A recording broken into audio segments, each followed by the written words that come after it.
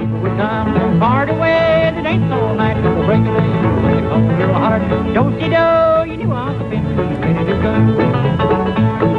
Lady, done about sundown, how the hill in the woods. Play the fiddle on the house ring, you'd hear it talk, you'd hear it sing. The biggest influence Uncle Pen and this fiddle had on Bill Monroe, it showed Bill Monroe what was possible by playing music. My name is Brian Christensen. We're here at the Violin Shop in Nashville, Tennessee, here with Uncle Pen's fiddle, and had spent a little bit of time fixing this up here. It's an old Steiner, or as the old timers call it, Stainer. Basically put new pegs in it and got it just playable because we didn't want to get rid of, you know, the things that make it Uncle Pen's fiddle, like the actual fretboard or fingerboard wear. Being that it's Uncle Pen's fiddle, there's certain things you don't want to get rid of the mojo, so to speak. This fiddle never made it to the Grand Ole Opry, but the music that was played on it did.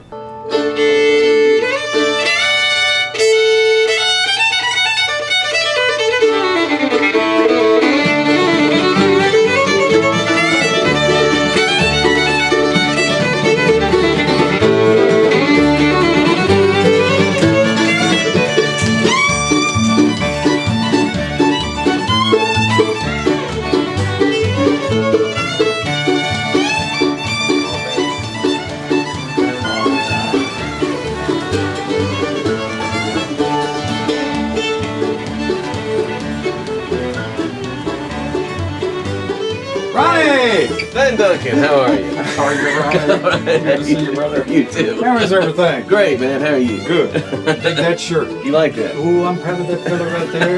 Yes, sir. You're a real genuine bluegrass boy. I am a genuine bluegrass boy. Here. What you got? Let's see here. This is... If I didn't know better, I'd say that was a fiddle case. Yes, sir. From the hills of Kentucky. Oh, you can't beat that right there. They say this is Uncle Pen's fiddle. See what you You are kidding me. So this is it? Yep.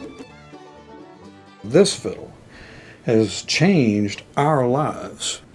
Boy, it's in great shape still. Yes, sir, that's the real deal right there. That's it. Whoa, look at the back. My goodness. Wow. Now, you know something interesting about it, just from a purely fiddle standpoint. You see a lot of fiddles that say Stainer or Steiner. Yeah. I've heard it pronounced both ways. And this one, of course, has Stainer stamped in the back, I see. This is what the real Stainers look like.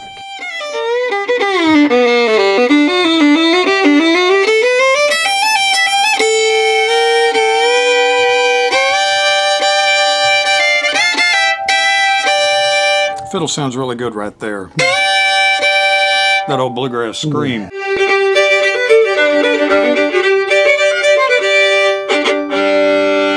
Sounds good, baby.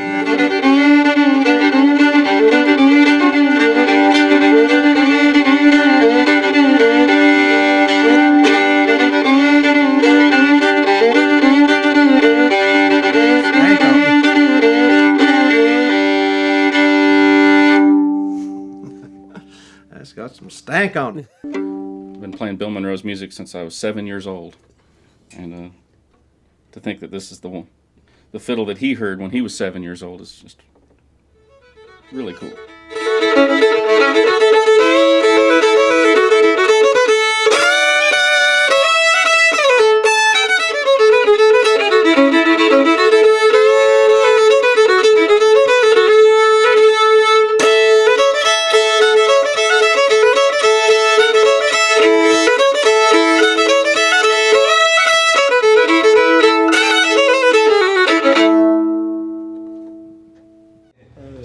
You look at that. All worn, right? Yeah, he had a Stainer. Look at how thick that body is through there too. Oh, so that's In that area there, you know. Yeah, so that's... Has it been worked on yet? Yeah, just the pegs and cracks fixed and sound post and bridge. Bill put the fiddle player in charge of the band, you know, unofficially. But in other words, if you were the fiddle player in Bill Monroe's band, you were the music director. And Bill would ask you to help him tune up. He'd say, give me an A, buddy. In other words, he tuned to the fiddle because the fiddle was number one to him. And of course, that it's all about Uncle Pen and the whole thing.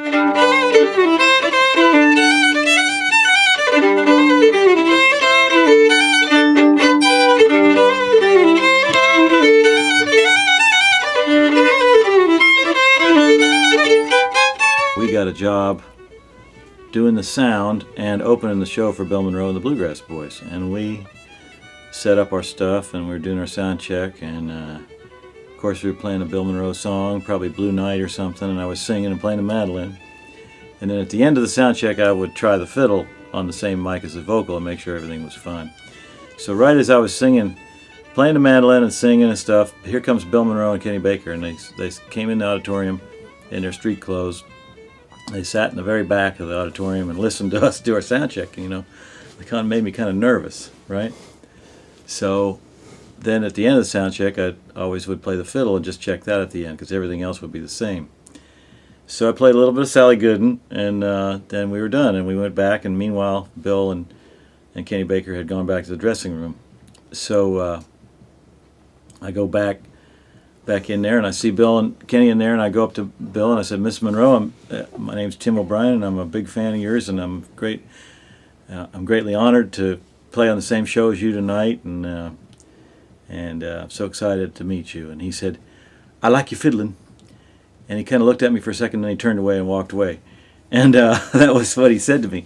And I think years and years later, I realized he was kind of saying, "I don't have any room for a mandolin player now. If you I like you fiddling." But also, he was joking with me. He was kind of toying with me, and he was so dry. His humor was so dry. If you didn't catch on, he sort of thought you were an idiot, you know. So I just basically failed the test. But how are you going to joke with God, you know? How do you don't expect God to pull a joke on you? But that's what he said. "I like you fiddling."